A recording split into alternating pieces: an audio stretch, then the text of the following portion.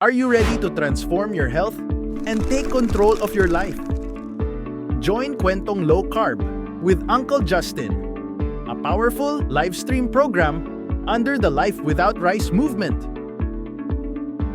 Discover real-life success stories, expert insights, and science-backed strategies on low-carb living, metabolic health, and disease reversal. Learn how to fight diabetes, hypertension, obesity, and more through proper nutrition. With guest interviews, inspiring testimonials, and practical tips, Kwentong Low Carb is your go-to guide for sustainable, healthy living. Don't miss out! Join Uncle Justin and start your low-carb journey today.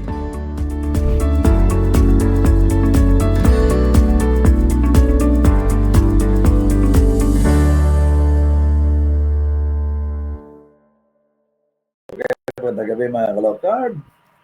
Ito po si Uncle Justin ng Life Without Rice movement.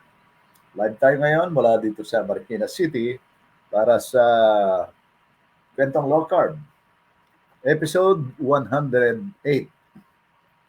Ang ating pagkukwentuhan ngayong gabi mga ka-low carb ay hinggil sa pagpapakilala ng siglakas o sigla at lakas.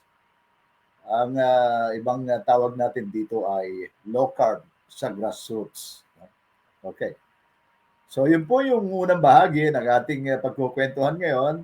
At ang ikalawang bahagi naman ay ang ating official launch ng librong tinawag nating, pakita ko ang ating libro, Hypertension, ano? The Myth That Made Billions. Ito ang pangalawang bahagi ng ating kwentuhan ngayon at ilo-launch natin. Ito ay available na. No? At mamaya ikukwento ko ng maikli yung ilang mga key points ng ebook na ito. Okay, at samantala ay kakaibang ating magiging kwentuhan ngayon mga ka-low carb sapagkat ito ay hindi mga tungkol sa karanasan o mga tips ng pag-practice natin ng low carb living, kundi ito ay kaugnay sa collaboration, ano? Partnership. Ito, tawag natin dito ay social partnership at ikukwento ko sa ating broadcast ngayong gabi kung paano at ano mga mechanics ng partnership na ginagawa ng Life Without Rice movement sa grassroots. Kaya naman tinawag nating low carb para sa grassroots. Okay, ngayong gabi ay pangunahin, i-discuss natin yung kwentuhan tungkol sa siglakas. O sabi natin, subukan kong alisin ang aking salamin. Sigla at lakas, no? Ito ay isang low carb para sa grassroots program ng Life Without Rice movement. Gusto nating ilinaw mga ka-low carb na ang low carb living o pag-practice ng low carb ay isang framework ito na hiwalay doon sa existing framework ng National Healthcare System. Sabi natin sistemang pangkalusugan ng lipunan Pilipino, ng gobyernong Pilipino. Okay. Ganito ang mga basic premises natin kung bakit natin isinusulong itong sigla at lakas ang low carb para sa grassroots. Number one, ang metabolic disorder, mga ka-low carb, na nakikita sa iba't ibang karamdaman na dumapo sa lahat ng mamamayang Pilipino, katulad ng hypertension, ang karaniwan, overweight, obesity, at ang pinakamalubha rito ay ang pinakamarami sa katunayan ay ang diabetes. Meron tayong datos na umaabot sa 8 hanggang 10 milyon ang nakarecord na merong sakit ng diabetes. Subalit naniniwala ako na yun ay ang nakarecord lamang. Hindi pa nakalagay doon, wala pa doon sa record na yan yung hindi nagpapakonsulta sa doktor, ano? Pero sila ay nagiging kampante na lamang na sila ay umiinom ng maintenance. Karaniwan, metformin ang kanilang iniinom at yun ay panandalian o pansamantala na ma-manage yung kanilang blood sugar level at parang itinakda na nila sa sarili, tinanggap na nila sa kanilang sarili na yun ay iinumin nila sa habang buhay. Iba't iba pa ang mga metabolic disorder, no? Ang fatty liver, ang uric acid, ang gout. So ang lahat na ito, mga ka-low-carb, ang healthcare system ng gobyernong Pilipino ay walang kakayahan, ano, sa pamamagitan ng DOH o kahit ng mga ospital pa sa buong kapuluan na wala silang kakayahang pagalingin ang mga metabolic disorder na ito, kabilang dito ang type 2 diabetes o lahat ng klase ng diabetes. Walang kakayahan ang healthcare system ng Pilipinas na pagalingin ang hypertension. Wala silang intensyon sa katunayan, ano? Hindi pa usapin ito nang hindi nila kayang gawin yon, kundi walang intensyon. Hindi nila layuning magpagaling ng pasyente. Yun ang sistemang pangkalusugan ng Pilipinas, ng buong mundo sa katunayan. At yun ay nakagisnan na natin na ang kairalan. Yun ang umiiral na sistema, mga ka-low-carb. So napakalungkot niyan. Yan ang nakakasama ng loob at nakakalungkot na katotohanan na ang healthcare system na lipunan ng Pilipino ay parang ano ito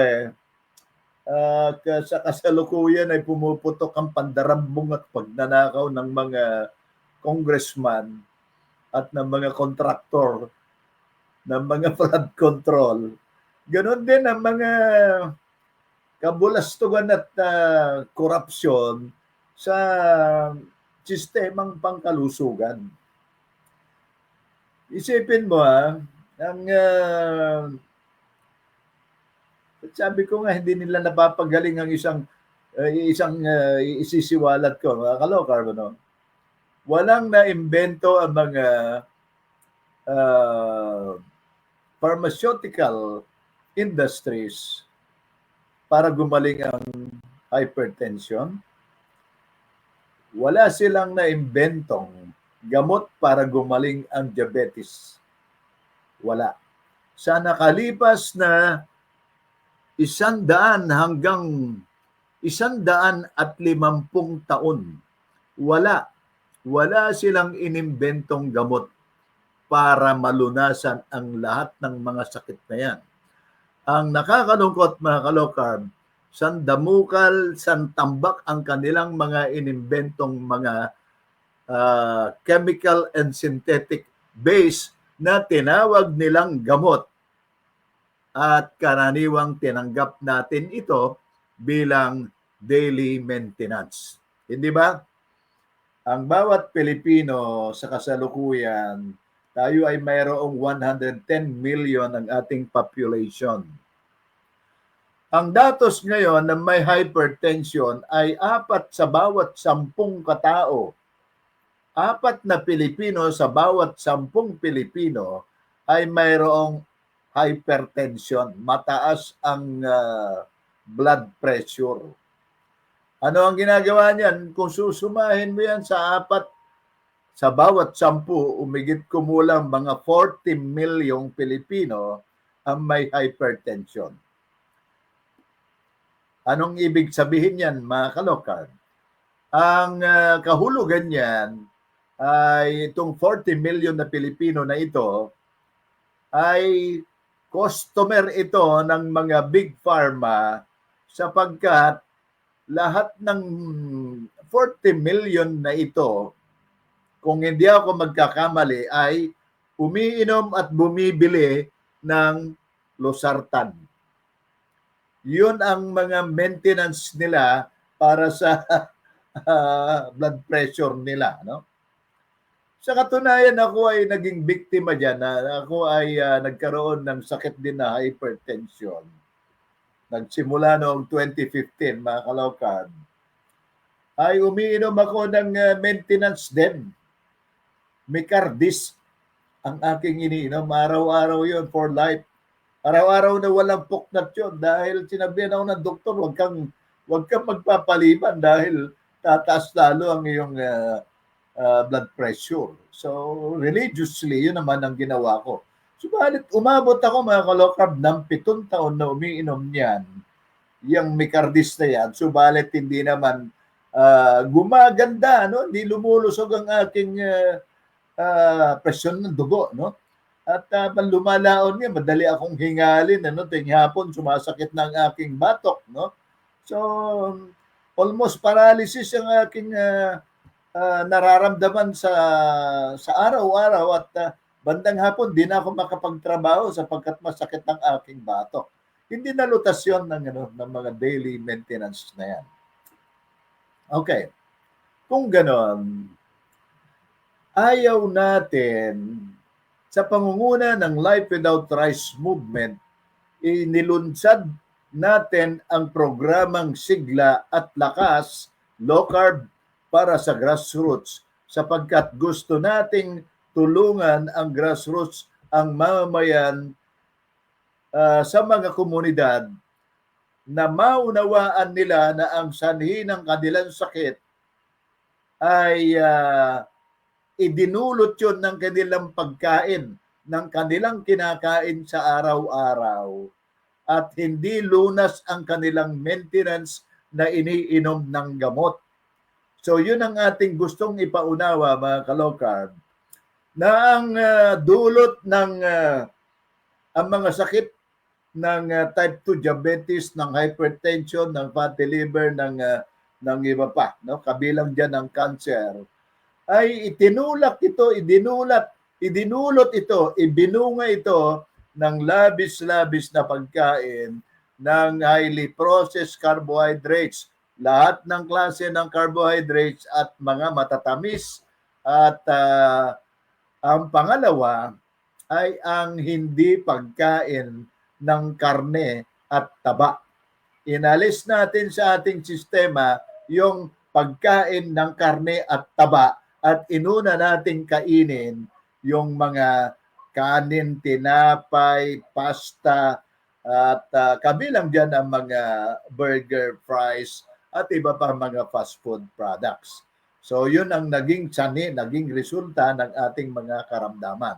Dito naman pumapasok ang gobyerno, ay mabilis silang nagbibenta ng mga maintenance medicine sa pamamagitan ng mga hospital, ng mga doktor na ito na walang alam gawin kundi mabilis na magreseta ng mga daily maintenance ng mga pasyente. Imagine nyo, mga kalokrab, 40 million ang hypertension, ang may hypertension na Pilipino. Kung losartan yan, mas mura yung losartan, di multibillion ang kanilang kita, no?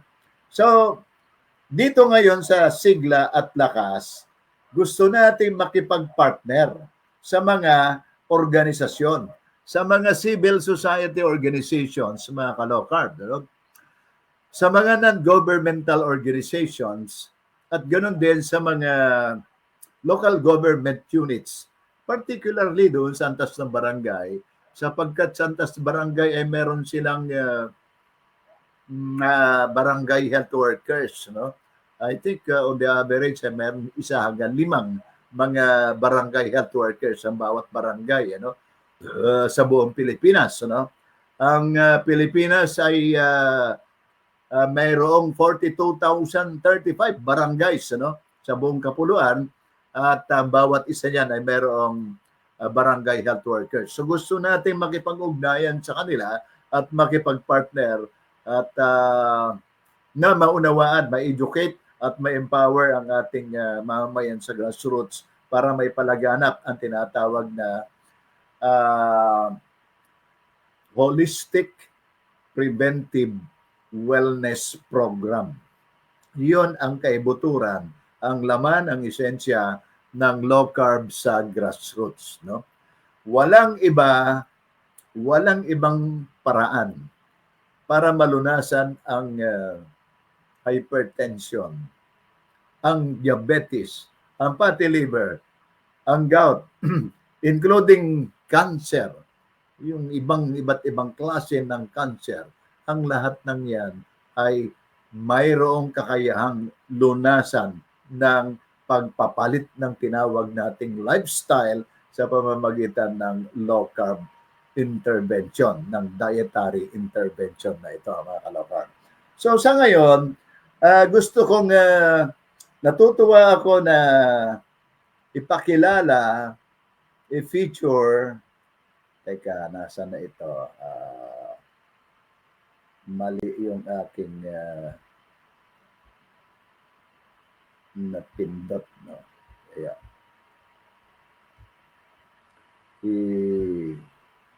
Ito. gusto kong ilinaw, mga ka-low-carb, na ang ating pagbuelo ng partnership with civil society organization ay nasimulan na natin ito noong I think July, ano. Itong Siglakas Marikina ay nakapartner natin dito. Ito ang ating larawan nung ako ay magbigay ng orientation or ipakilala natin sa kanila ang low carb living dito sa Jesus is Lord Church, no? Isang Christian church ito na JIL na nakabase dito sa Marikina Heights. So yung katabi ko diyan sa kanan, kung makikita niyo yun, nasa kanan ko ay si Pastor, no? Si yung naka-cap, si Pastor Mike Marin, ano? Si Pastor Mike ang instrumental para tipunin niya ang kanilang miyembro diyan sa kanilang simbahan, no?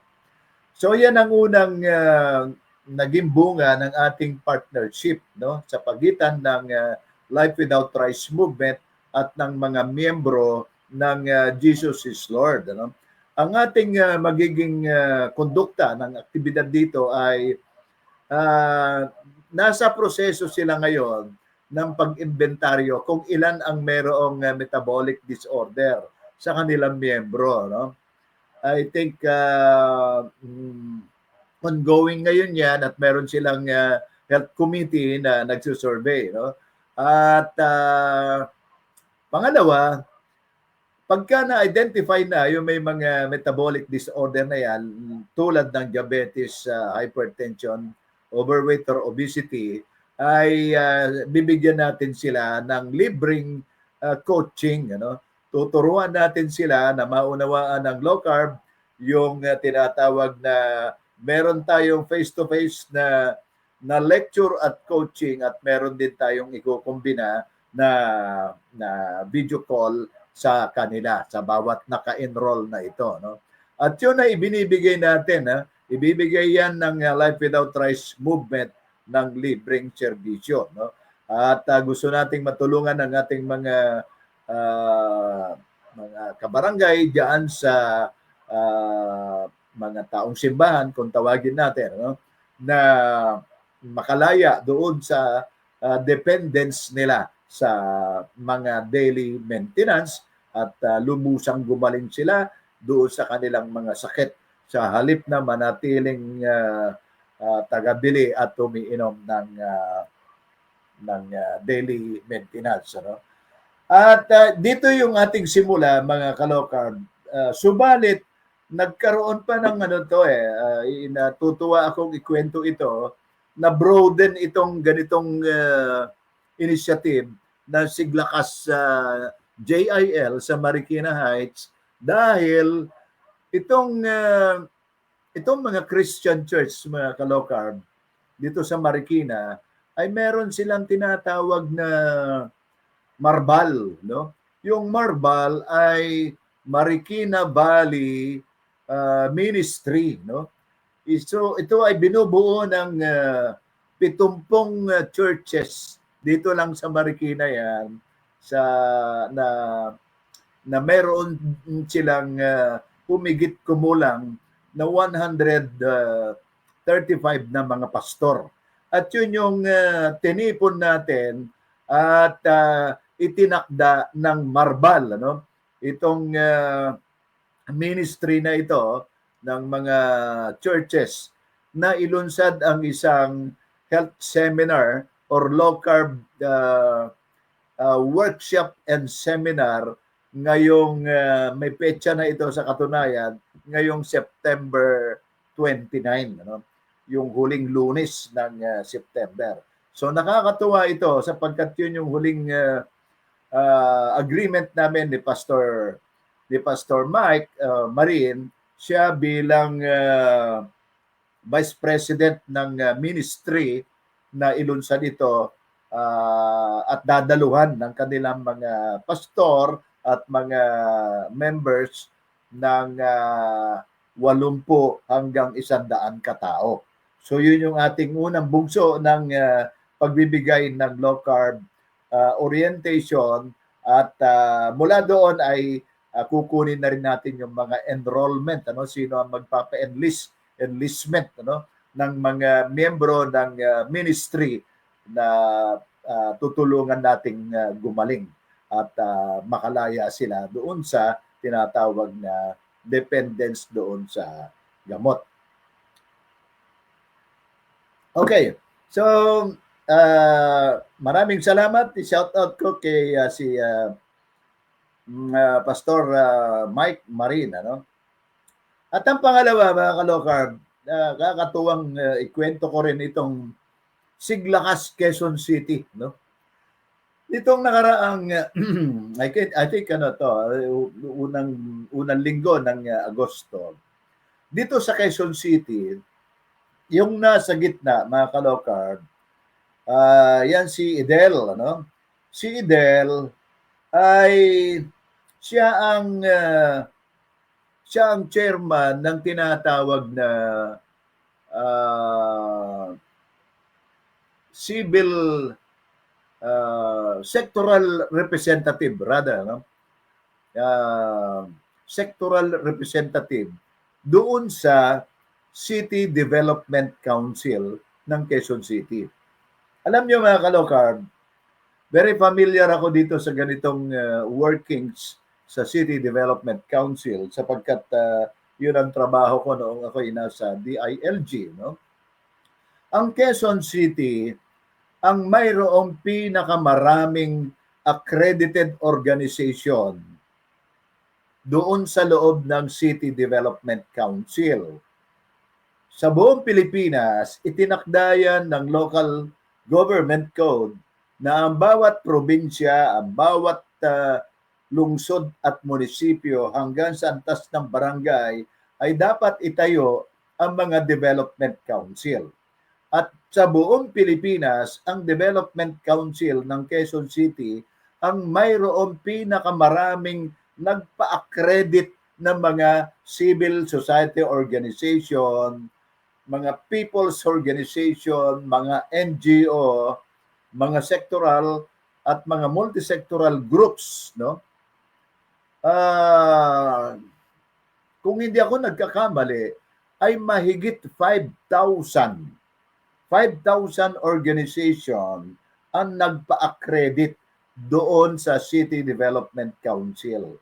At doon sa City Development Council na 5,000 accredited organization, ay merong umuupo doon sa City Development Council at least 52 representative ng organization, ng mga organization among the 5,000 organizations. At doon sa loob ng City Development Council, itong si Ka-Idel ang presidente o chairman yata ang tawag nila doon sa sectoral representative ng council.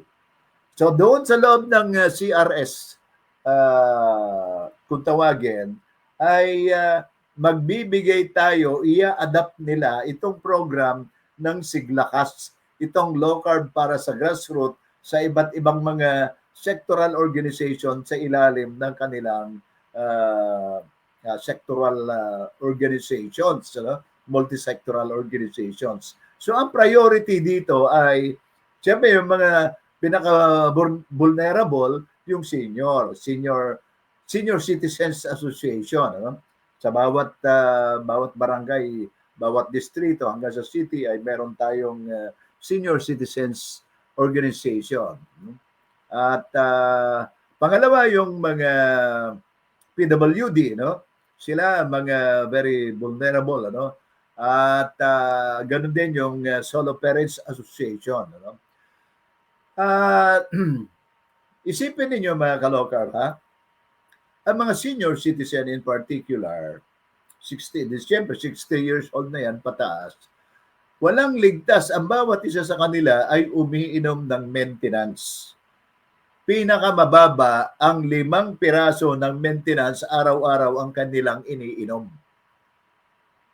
Yun ang gusto nating matulungan, na mawala yung kanilang maintenance na yan. Mentras matanda na, hindi tayo naniniwala na porket matanda na, ay natural na sila ay mahina ang tuhod, na sila ay high blood, na sila ay diabetic. Hindi totoo yun. Kailangan nilang maunawaan, tuturuan natin sila na ang lunas para mawala ang kanilang mga sakit na yan ay umalis doon sa paglaklak ng carbohydrates at kumain ng mas maraming karne, isda at mga itlog. Yun ang tunay na magpapagaling sa kanilang karamdaman. So yun yung laman ng tinatawag nating low carb sa grassroots. Ang ikinukwento ko mga ka-low carb ay si Idel dito sa gitna sa Quezon City Hall, sa Quezon City Development Council.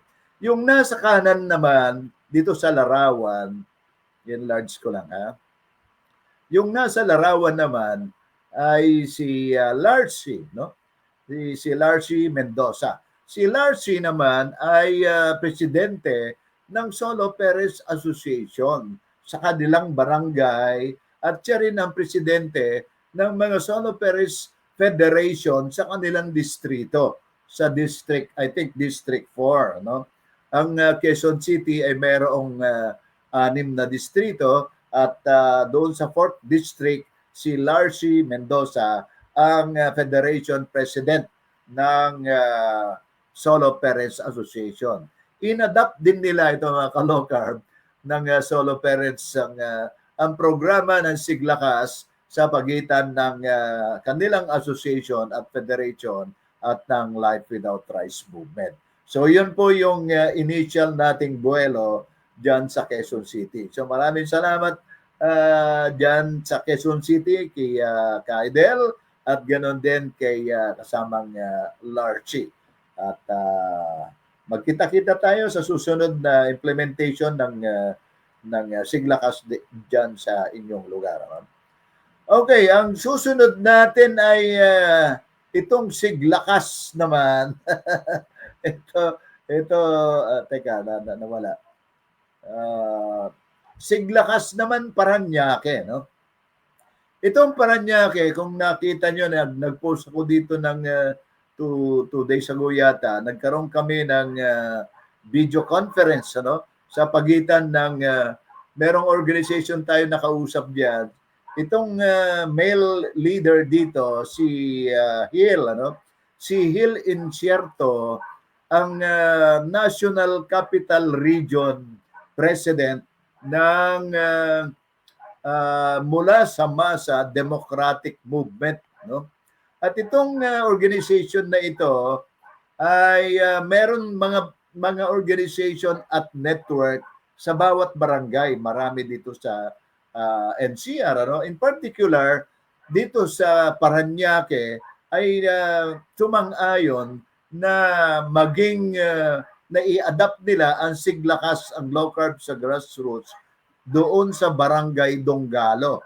So, itong larawan na ito na nakikita natin mga ka-low carb, ito yung screenshot ng aming video conference nitong 2 araw na ang nakakalipas, ano? So yung nasa kanan yung naka-stripe na damit si Baby Kagawad Baby ang presidente ng organization nila ron, kung tawagin ay K4 Network, ano?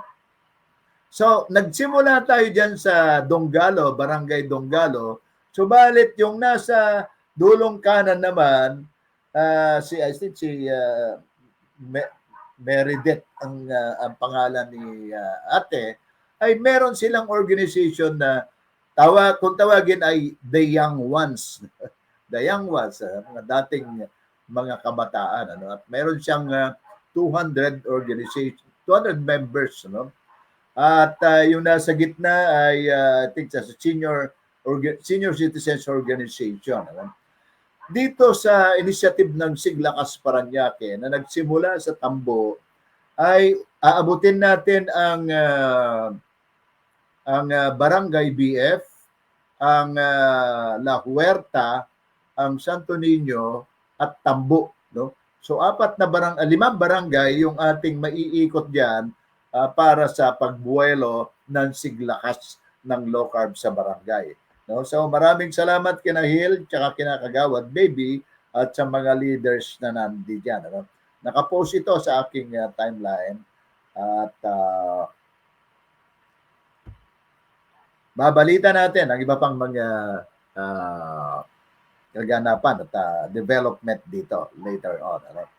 Okay, so nakakatuwa mga ka-low carb na itong tinawag nating low carb sa grassroots ay isang movement ito, no?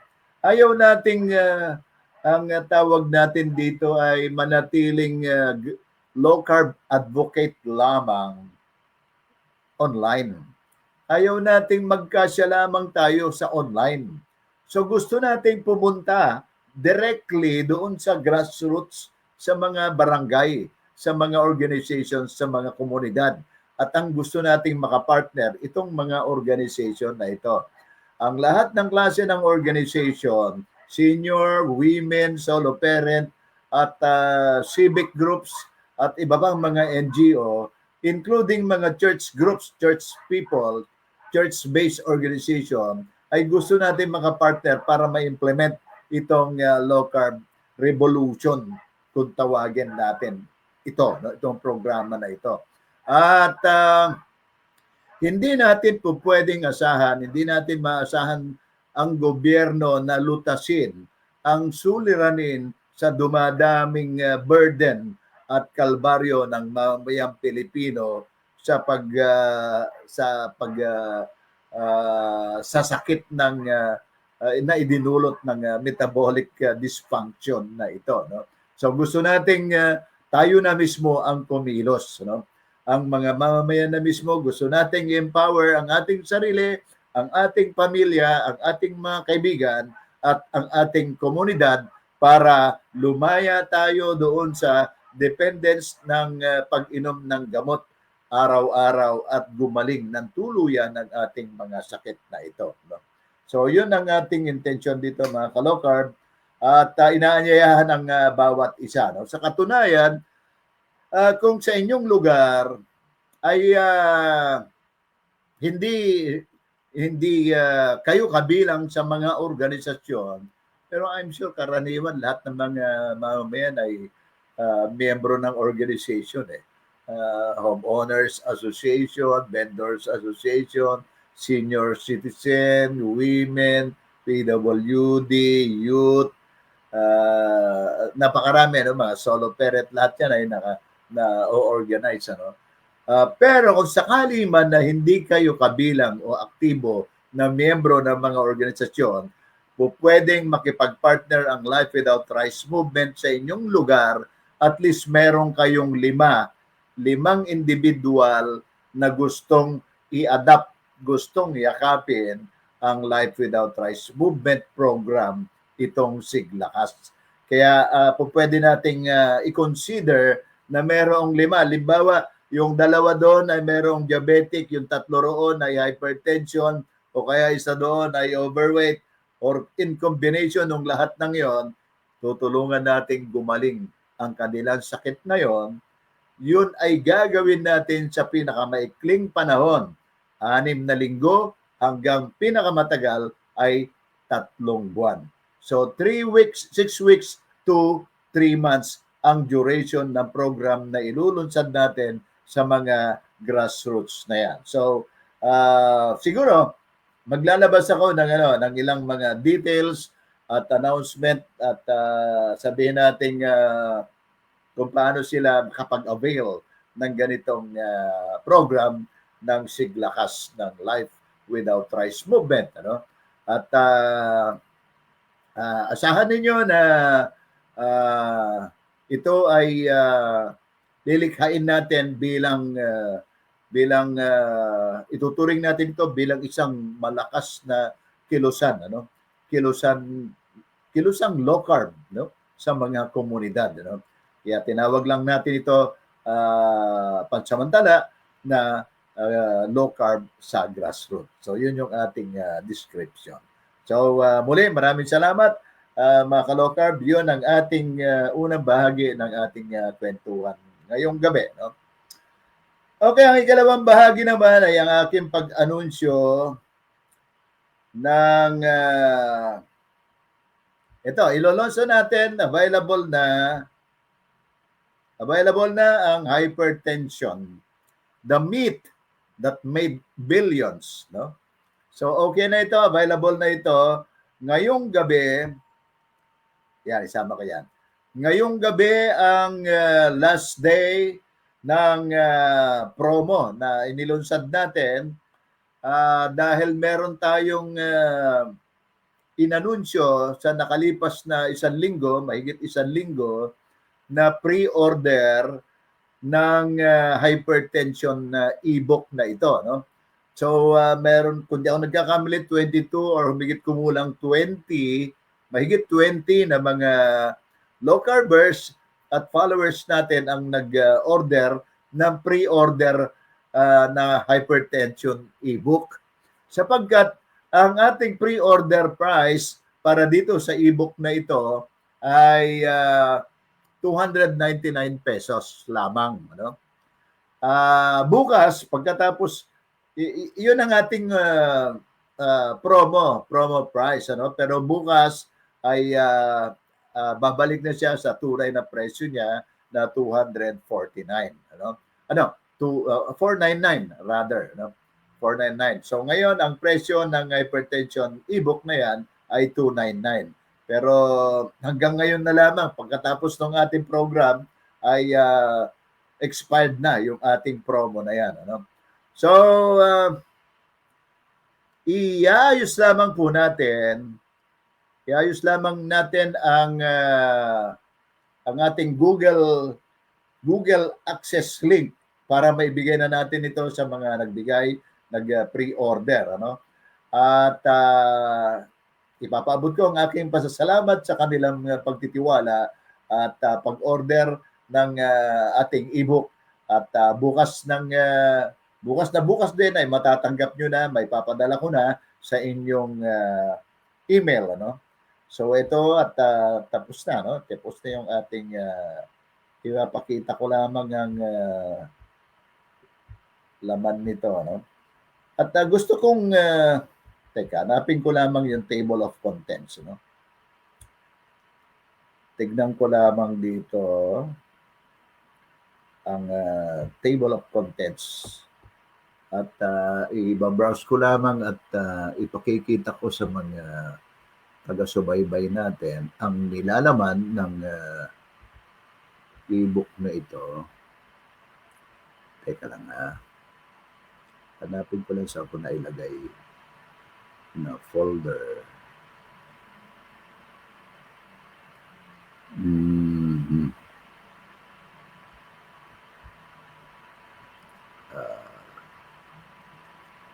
By the way, ganito mga ka-low carb. Ito ay mayroong 12 chapters, no? 4 na part na mayroong 12 chapters. No? Ito, nakita ko na. Iscan ko lamang ang table of contents nito. No? Yung unang bahagi ng ebook na ito ay paggising sa katotohanan. Ano? So, merong tatlong chapters. No? Bakit ano ang naging kasaysayan ng pre-hypertension at na-diagnose na ito, no? Bilang sakit. No? Ganon din, ang part 2 ay ano ang industriya na ito, kung saan ay nagpapalaganap ng takot. No? So ito ay pakana ng mga big pharma habang sila ay nagtatamasa sa limpak-limpak na mga ganansya at tubo. No? Ang part 3 ng ating ebook na ito ay ang pag-unawa na dapat hindi tayo magpaalipin, ano? Hindi tayo maging dependent, no? Doon sa daily maintenance na yan, at sa halip ay kailangan tayong bumalik sa tinatawag na ancestral health, no?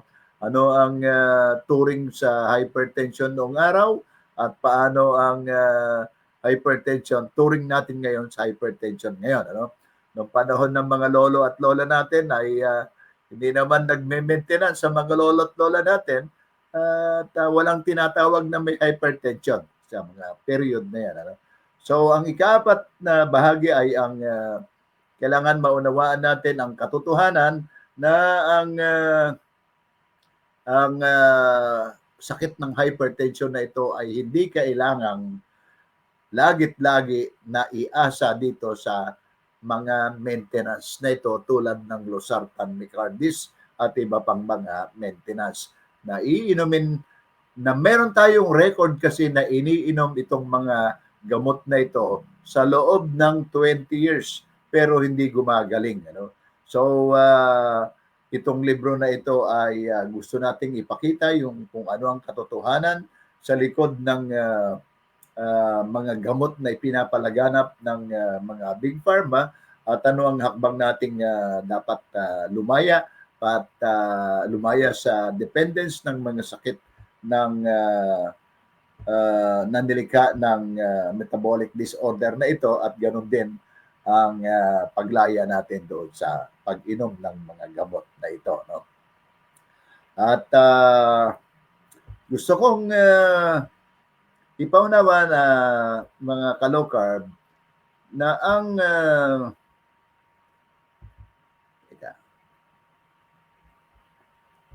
ang libro na ito, ebook ito, electronic soft copy ito, mga ka-low carb, ay available na. Bukas ay i-anunsyo natin kung paano ma-avail ng bawat isa, no?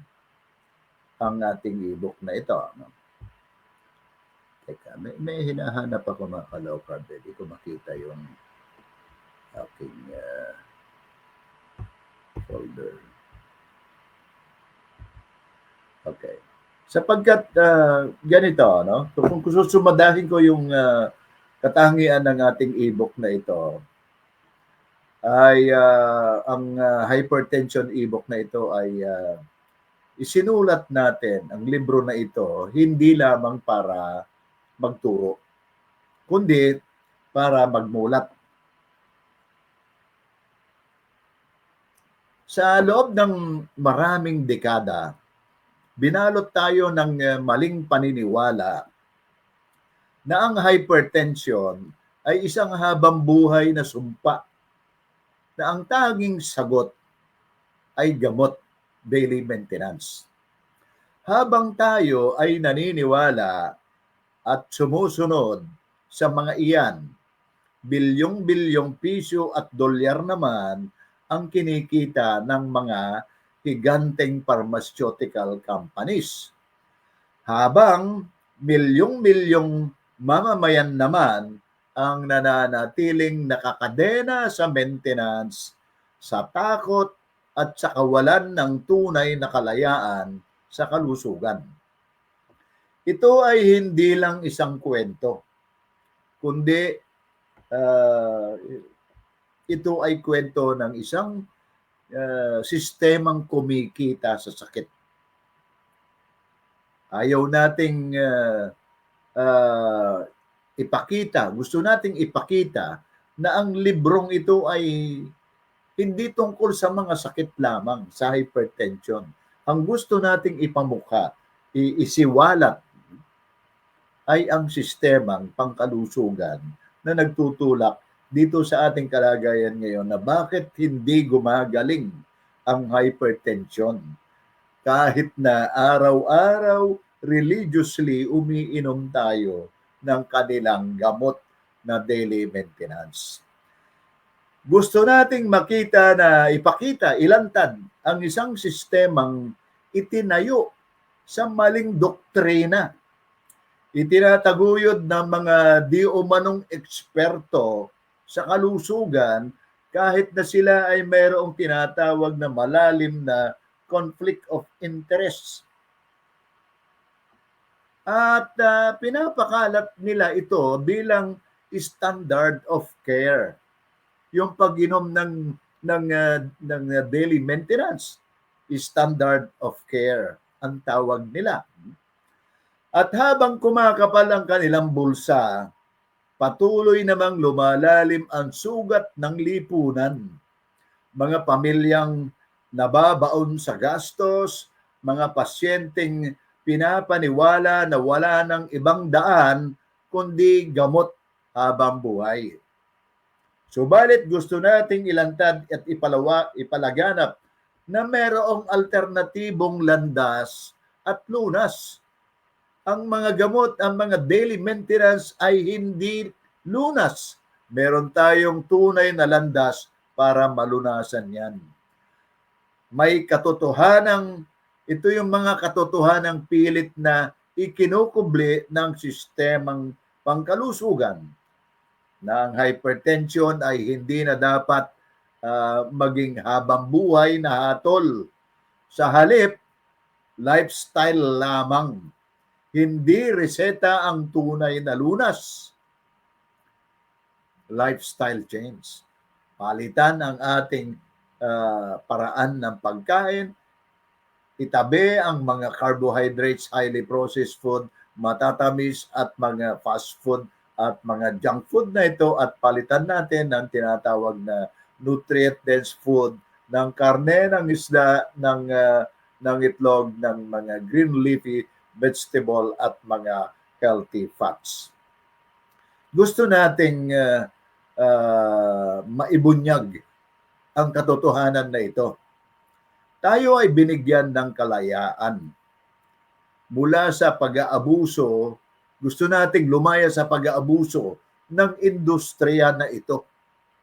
Gusto nating makamit ang kalayaan mula sa takot na itinanim ng maling edukasyon o mas tamang tawagin na propaganda ng industriya. Kalayaan para sa sariling katawan natin na magpasya para sa ating kalusugan. Ang katotohanan na ito ay walang saysay kung hindi natin ito isasabuhay. Kaya't ang hamon ng libro na ito ng hypertension ay hindi lamang para maunawaan, kundi dapat tayong kumilos sapagkat bawat pagbabago ay nasa plato, no? Ang bawat desisyon laban sa asukal at kanin, bawat hakbang tungo sa low carb na pamumuhay ay isang hakbang ng paglaya. Hangga't hindi natin ginagawa itong mga hakbang na ito, ay hindi tayo lalaya. Ang librong ito ay isang panawagan. Isang panawagan na huwag nang maging biktima, kundi maging bahagi ng kilusan ng low carb movement sapagkat ang tunay na laban sa hypertension ay hindi nakasalalay sa reseta. Higit pa, ilantad at labanan ang bulok na sistemang pangkalusugan sa kasalukuyan. Yan ang magiging susi natin mga ka-low carb at available na ang ating e-book na ito. Simula bukas, ang ating presyo dito ay 400 99 pesos. Okay? So, muli, dito natin tatapusin ang ating kwentuhan ngayong gabi, mga ka-low carb. Maraming salamat sa inyong pagsubaybay at magandang gabi sa inyong lahat. Ito po muli si Uncle Justin ng Life Without Rice Movement. Padayon.